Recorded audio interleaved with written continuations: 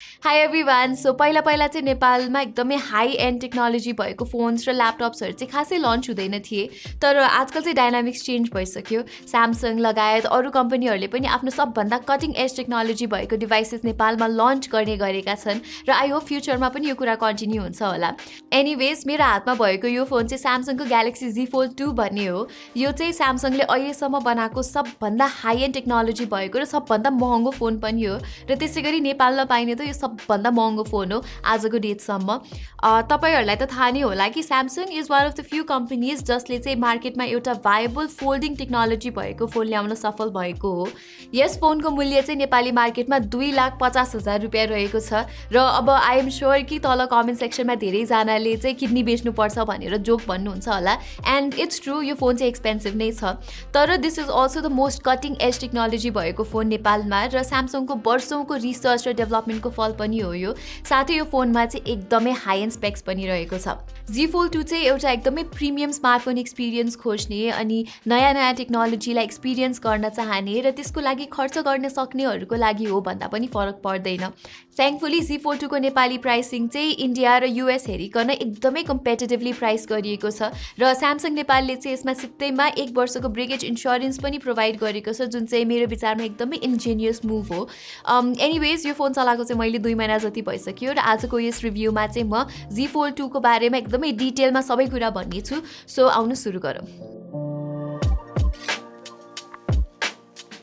Fold 2 चाहिँ हेर्दा र हातमा लिन साथ डिफ्रेन्ट त फिल भइ नै हाल्छ। डुअल डिस्प्ले र अन्य इन्ट्रिकेट इन्जिनियरिङ कम्पोनेन्टहरूले गर्दा यो फोन अलिकति भारी नै छ। झन्डै 2वटा फोन बोके जस्तै फिल हुन्छ। मैले यो फोन युज गर्ने क्रममा यसको वेटसँग चाहिँ युज टु भए चाहिँ भन्दिनँ म, तर समयसँग अलिकति सहज चाहिँ पक्कै भएको थियो।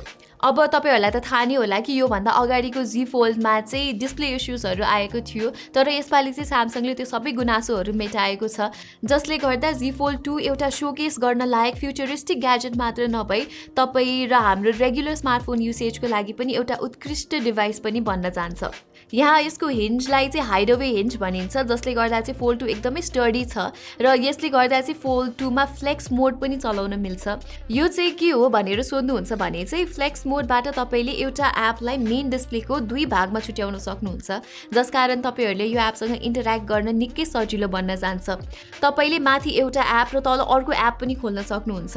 अहिलेको लागि चाहिँ यो मोड स्यामसङ एप र गुगल डुओ, युट्युब जस्तो थर्ड पार्टी एपले मात्रै सपोर्ट गर्छन्। मुभिङ अन, यो फोनको हिन्जमा चाहिँ धुलो पस्ला भनेर पनि चिन्ता लिनु पर्दैन तपाईँहरूले। यहाँ हिन्जभित्र चाहिँ सानो सानो इलास्टिक ब्रसेसहरू पनि राखिएका छन्। मैले त यो फोनलाई एकदमै केयरफुल भएर चलाएको थिएँ, तर तपाईँलाई अब काठमाडौँको धुलो त थाहा नै छ, जति केयरफुल भए पनि उही नै हो। र त्यसै गरी यो फोनमा चाहिँ IP रेटिङ पनि छैन, सो अलि डबल केयरफुल हुनुपर्छ। फोनलाई फोल्ड र अनफोल्ड गर्दाखेरि चाहिँ त्यसको प्रेसर अब्जर्भ गर्नलाई मेन डिस्प्लेको माथि र तल्लो एजतिर चाहिँ प्लास्टिक नबिनहरू देख्न सकिन्छ। हिन्जकै कुरा गरिरहँदा चाहिँ यहाँ मोटोरोलाको नयाँ Razer 5Gमा जस्तो ग्यापलेस हिन्ज भने चाहिँ छैन है। प्रोटेक्सनतर्फ लाग्दा भने चाहिँ Fold 2 को ब्याक प्यानलमा गोरिल्ला ग्लास 6 र कभर डिस्प्लेमा चाहिँ गोरिल्ला ग्लास Victus हुँदाखेरि मेन डिस्प्लेमा भने त्यस्तो केही पनि पाइँदैन। डिस्प्लेलाई फ्लेक्सिबल बनाउने मुख्य उद्देश्यले गर्दा चाहिँ यस्तो ग्लास प्रोटेक्सन राख्न नमिलेको हो, तर त्यसको next best alternative ultra thin glass अथवा UTGले चाहिँ केही हदसम्मको सुरक्षा चाहिँ प्रदान गर्छ यसलाई। फोल्डेबिलिटी अचिभ गर्नको लागि चाहिँ स्यामसङले यहाँ UTG बाहेक अन्य विभिन्न मटेरियल पनि युज गरेको छ। अब सिक्वेन्सको आधारमा भन्नुपर्दा चाहिँ Z Fold 2 को मेन डिस्प्लेमा AMOLED प्यानल छ, त्यसपछि UTG प्रोटेक्सन अनि एउटा प्रोटेक्टिभ लेयर र अन्त्यमा एउटा फ्याक्ट्री अप्लाइड स्क्रिन प्रोटेक्टर राखिएको छ। अब चाहिँ डिस्प्लेतिर लागौँ। फर्स्ट जेनेरेसन फोल्डमा चाहिँ जम्मा 4.6 इन्चेसको कभर डिस्प्ले थियो, तर Z Fold 2 मा भने तपाईँले 6.2 इन्चेसको H to H AMOLED screen भेटाउन सक्नुहुन्छ, जसलाई चाहिँ एक साधारण स्मार्टफोन जसरी चलाउन सकिन्छ। टेक्निकली यसको 2260x816 पिक्सल काउन्टले गर्दा यो चाहिँ एउटा HD+ स्क्रिन मात्रै हो, तर नट टु फर्गेट यो चाहिँ स्यामसङको डिस्प्ले हो, सो क्वालिटी चाहिँ टप क्लास छ र यहाँ हरेक एस्पेक्टमा चाहिँ एकदमै शार्प र भाइब्रेन्ट देखिन्छ कन्टेन्टहरू। मोर ओभर फर्स्ट फोल्डको मेन डिस्प्लेको टप राइट एजको बेजललाई रिप्लेस गर्दै स्यामसङले यहाँ एउटा मिनिमलिस्टिक पन्च होल कटआउट पनि राखिदिएको छ। कभर डिस्प्लेमा जस्तै यता पनि एउटा 10 मेगापिक्सलको सेल्फी सेन्सर पाउन सकिन्छ। अब धेरैजनाले चाहिँ मेन डिस्प्लेको क्यामेरा प्लेसमेन्टलाई लिएर धेरै गुनासो पनि गरेका थिए, किनकि एजमा अथवा सेन्टरमा नहुनाले यो हल्का वियर्ड देखिन्छ भनेर। एनिवे यो स्क्रिनको कुरा गर्दाखेरि चाहिँ एकदमै मजा आउँछ यो चलाउन। त्यो चाहिँ स्क्रिनको साइजले गर्दा मात्रै नभई यसको 120 हर्जको एडाप्टिभ रिफ्रेस रेटले गर्दा पनि हो। एलटिपिओ ब्याक प्लेन प्रयोग भएकाले यस प्यानलले कन्टेन्ट अनुसार आफै 11 हर्जदेखि 120 हर्जसम्म रिफ्रेस रेट चाहिँ परिवर्तन गर्न सक्छ।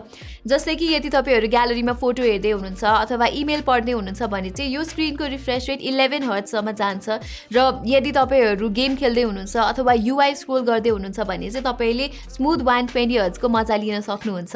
अब यो फिचरले चाहिँ एउटा डाइनामिक एक्सपिरियन्स मात्र नभई ब्याट्री पनि कम खपत हुने गर्दछ। ओके, अब चाहिँ कुरा गरौँ यो क्रिजको। यस, फोल्डिङ मेकानिजम भएको हुनाले चाहिँ फोल्ड 2 मा नोटिसेबल क्रिज छ, तर फोनलाई चाहिँ फुल्ली 180 डिग्रीसम्म अनफोल्ड गरी स्ट्रेट एङ्गलबाट हेर्ने हो भने चाहिँ इट इज अलमोस्ट अननोटिसेबल। र यसरी ब्राइट ब्याकग्राउन्डकै कन्टेन्ट हेर्दा पनि मैले क्रिज चाहिँ नोटिस गर्न सकिनँ। त्यो त भइहाल्यो, तर यसको यो ट्याब्लेट साइज स्क्रिन चलाउँदा चाहिँ कस्तो छ त?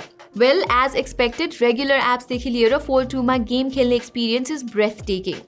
यति भन्दै गर्दा प्राय जस्तो एप्स र गेम्सहरू चाहिँ यसको अनयुजुअल फर्म फ्याक्टरको लागि अप्टिमाइज चाहिँ छैनन्। पबजी मोबाइलकै इक्जाम्पल दिँदाखेरि हाइएस्ट सेटिङमा खेल्न मिले पनि गेमभित्रको टेक्सचर रेन्डरिङ चाहिँ वियर्ड देखिन्छ। Z Fold 2 को top of the line processor हेरिकन त त्यस्तो नहुनुपर्ने हो। सो स्यामसङले चाहिँ मेबी अपडेटको थ्रुबाट यो कुरालाई चाँडै इम्प्रुभ गर्छ होला। तर यदि यसलाई ओभरलुक गर्ने हो भने चाहिँ actual game play is an entirely new journey. त्यसको साथै फोल्ड 2 त्यति साह्रो हिटअप पनि हुँदैन, विच इज ग्रेट। अब ट्याब्लेट जस्तो स्क्रिन साइज त भइहाल्यो, त्यसलाई अझ बढी प्रोडक्टिभ बनाउन तपाईँले डिस्प्ले सेटिङभित्र गएर see more content at the same time छनौट गरी कुनै सपोर्टेड एप्समा ट्याब्लेट जस्तै युआई र युएक्स पनि पाउन सक्नुहुन्छ। फोल्ड 2 को मेन डिस्प्लेमा एकैचोटि 3वटासम्म एप खोल्न सकिन्छ र तपाईँले रेगुलरली युज गर्ने एपहरूलाई ग्रुप गरी एज प्यानलबाट सजिलै लन्च पनि गर्न मिल्छ। त्यसै गरी एप कन्टिन्युटी चाहिँ अर्को यसको एउटा इन्ट्रेस्टिङ फिचर हो। यसबाट एपहरूलाई मेन स्क्रिनबाट कभर डिस्प्लेमा बिना कुनै वियर ट्रान्जिसन ट्रान्सफर गर्न मिल्छ। On the other hand cover डिस्प्लेबाट पनि मेन स्क्रिनमा एपहरू ट्रान्सफर गर्न पोसिबल छ, तर दुवै प्रोसेसहरू चाहिँ सबै एपमा चल्दैन। सो फोल्ड 2 मा चाहिँ अझै अलिकति रिफाइनमेन्ट चाहिन्छ जस्तो लाग्छ। मेबी नेक्स्ट जेनेरेसन फोल्ड 3 मा चाहिँ यो सबै कुराहरू अप्टिमाइज भएर आउँछ होला। पर्फर्मेन्सको कुरा गर्दा चाहिँ Z Fold 2 मा मल्टिटास्किङ अनि हेभी गेमिङ सबैलाई सम्भव बनाउन चाहिँ स्यामसङले ए ग्रेड चिपको प्रयोग गरेको छ। S20 र Note 20 जस्तै कुनै मार्केटमा स्न्यापड्रागन र कुनैमा एक्जिनोस भेरिएन्ट नभई फोल्ड 2 को चाहिँ एउटा मात्र भेरिएन्ट छ in terms of the processor. Snapdragon 865+, 12GB LPDDR5 RAM र 256GB UFS 3.1 स्टोरेजले गर्दा यहाँ फोन ह्याङ होला, यो एप चल्ला कि नचल्ला जस्तो कुराहरूको चाहिँ चिन्ता लिनु पटक्कै पर्दैन। ओके, पर्फर्मेन्स पछि चाहिँ अब लागो क्यामेरातिर। अघि भने जस्तै यहाँ कभर र मेन डिस्प्लेमा एक-एकवटा 10 मेगापिक्सलको सेल्फी सुटर पाइन्छ। त्यसै गरी रेयर क्यामेरा सेटअपमा पनि 12 मेगापिक्सलको वाइड, 12 मेगापिक्सलको अल्ट्रा वाइड र 12 मेगापिक्सलकै टेलिफोटो लेन्स राखिएको छ। सिधै भन्नुपर्दा यदि Z Fold 2 मा स्यामसङको बेस्ट क्यामेराको आश गर्नुभएको छ भने चाहिँ you are going to be disappointed. त्यसको ताज चाहिँ अहिलेको लागि Note 20 अल्ट्राले लगेको छ। त्यस्तो भन्दै गर्दा Z Fold 2 को क्यामेरा एकदमै नराम्रो छ भनेर चाहिँ भन्न खोजेको होइन मैले। इट्स जस्ट कि स्यामसङको अरू फ्ल्यागसिप फोनहरूको दाजोमा हो भने चाहिँ इट फल्स सर्ट।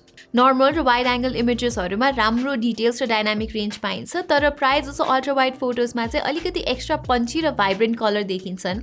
10 मेगापिक्सलबाट चाहिँ सेल्फी इमेजेसहरू राम्रै देखिए पनि यहाँ स्लाइट रेडिस टिन्ट चाहिँ नोटिस गर्न सकिन्छ।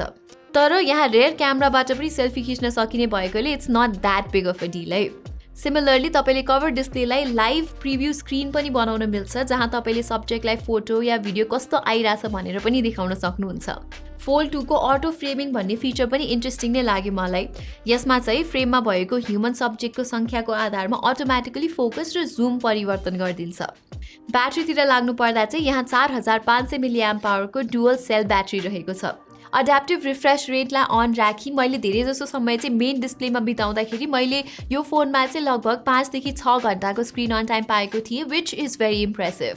25 वाटको वायर र 11 वाटको वायरलेस चार्जिङ सपोर्ट गर्ने यस फोनको चार्जिङ स्पिड पनि एडिक्वेटली फास्ट छ।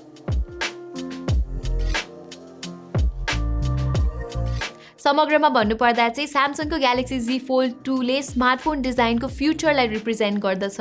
अब आफ्नो हातमा भएको फोनलाई एकैछिनमा यसरी ट्याब्लेटमा परिवर्तन गर्न सक्नु इज मोर देन इम्प्रेसिभ। सबै फ्याक्टरलाई कन्सिडर गरी भन्नुपर्दा त Fold 2 एउटा फ्युचरिस्टिक र लग्जुरियस ग्याजेट मात्र नभई एउटा एक्सेप्सनल स्मार्टफोन पनि हो।